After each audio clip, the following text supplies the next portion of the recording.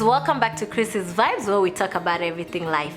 Now, thanks so much guys for subscribing. If you've not subscribed, please go ahead and subscribe. All right, you know guys, I love all of you. Now, today's topic, let's talk about alcoholism, drinking problem in diaspora, people in states, different places in US. What is wrong? What happened? Because we see people, we come from Kenya, we get here, and then all of a sudden people have started drinking.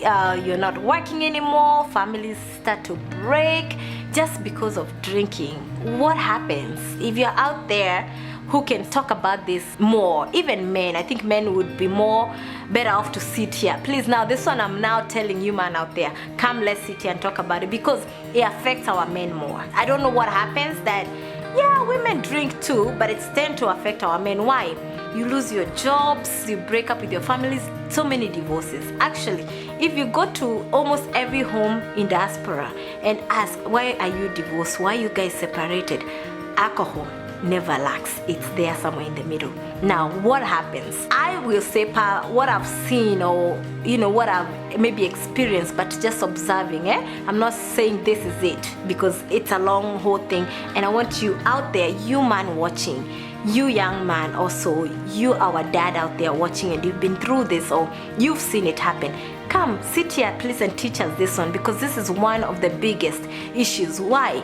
It causes divorces. We have seen people deported because of alcohol. Now let me tell you something about, especially back in Africa who are watching. One thing about states, and I've said this a couple times, their rules are not to be broken. You see, like back home, maybe you got arrested because you guys drank last night. You're able to go out there and pay and bail yourself. Now, let me tell you what happens in states. If you get arrested under the wheel, so you're driving, that's a DUI or a DWI. Driving while intoxicated. That's what it means, DWI. When you get arrested by that one, it goes in your record. Anything that you have that's a bad record in America, it stops you from doing everything.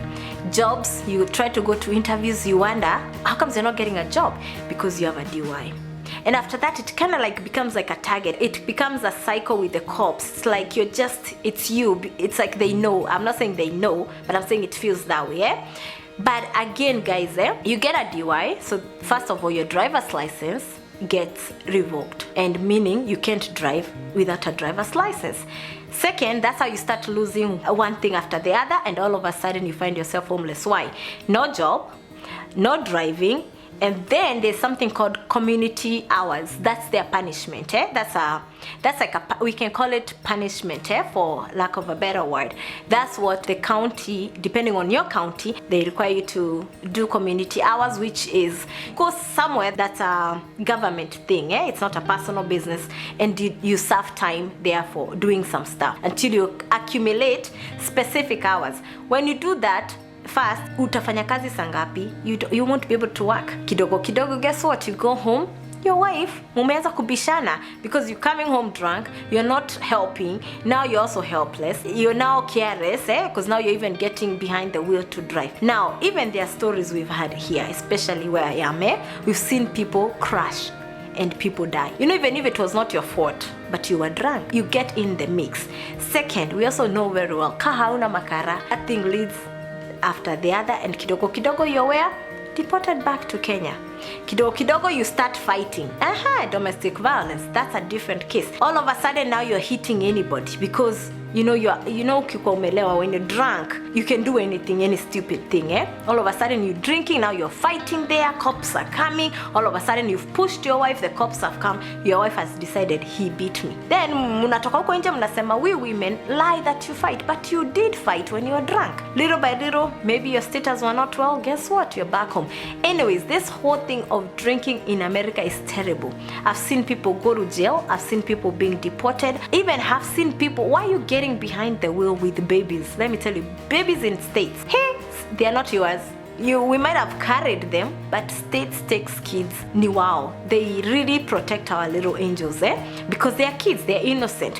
When you do that, you know what you do? You cause your wife and your family a lot of trouble, because They start to come to the house to see if those kids even live well. You don't want to open, because you're opening the door for government to start to come and see how you live. And that's one thing you don't want to do.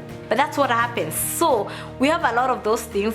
People end up being depressed. We've seen people go mental health. They end up going for rehab. We've seen people we've had people kill themselves. And it all started by alcohol.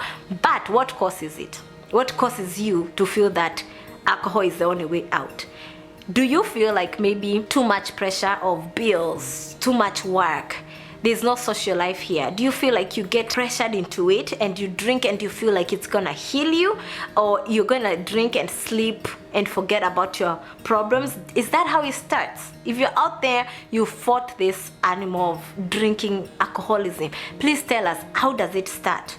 Does it start at home, where you feel like now maybe wife is not treating you nice? Or does it even start na makara? We know that's also another difficult thing. Does it start there, where you feel now you are helpless? Or does it even start by losing a job? But do you think alcoholism solves anything also? Let's even think that everything bad has happened to you. But drinking, does it help, or does it even spoil it for you? I think personally it just kills it all for you. But I'm not bashing anybody who's out there and fighting it. Keep fighting, seek help, please seek help. But one thing I ask everybody, don't get behind the wheel, because we've seen death in Texas. I live in Texas. We've seen death in Texas. I've seen people getting pulled over with kids. You put people in trouble. But all in all, guys, this is a topic that can never end. But this is a topic I feel, why can't we have men who maybe someone has fought alcoholism and has been able to come back to a sober mind, or someone out there is also fighting it, but maybe if you're fighting it, maybe you don't feel energy enough to come out here and tell us. But if you fought one, come tell us. Or even if you're a guy out there and you want to talk about it, this affects men, and I wonder why it affects men. Women, we drink too. I've seen women drink, but it tends to affect men more. What happens? So guys out there, come comment. Back in Africa also, let me not forget that we also see people fighting alcoholism. It's just that it's different rules everywhere you live. Also back home, what is it? What is it that drives you into drinking? Is it financial stability? Is it marriage? Is it stress of life? Is it bills that you're paying too much? What is it? How can people help? If you're out there and you fought this journey, what helped you? I know in America they have AA classes. Those are alcohol classes where you go through the class and they don't rebuke you. They don't blame you for it. They just show you ways of how you can stop. Okay, but please guys, we are tired of hearing about deaths. We are tired of bailing out people. We are tired to see our own people being deported over alcohol. Seriously, over alcohol, no. The other thing is, we all know in America alcohol is very cheap. You can access it anywhere. Gas stations, $1, even 99 cents, you can access alcohol. Could that be a reason? Could that be a reason because it's very accessible? Why our African culture or immigrants fall for it, especially our Kenyan men. I've seen our Kenyan men struggle a lot. We're always bailing out somebody. We're always hearing somebody has been deported because of drinking. Come out here and tell us what is it, what is the cause, and what can we do to help as Kenyan community, or even, what can somebody do to help? So guys out there, this is something I would love to sit down. We're not bashing anybody. I'm not bashing you out there if you're on that journey, but you can stop. If you choose to stop, you can stop. It's hard.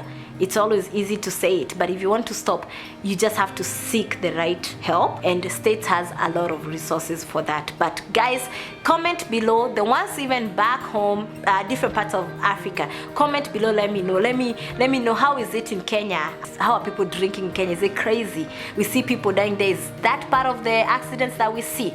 People even in Uganda, Tizeti, everywhere, come below here, tell us, is it happening in your country?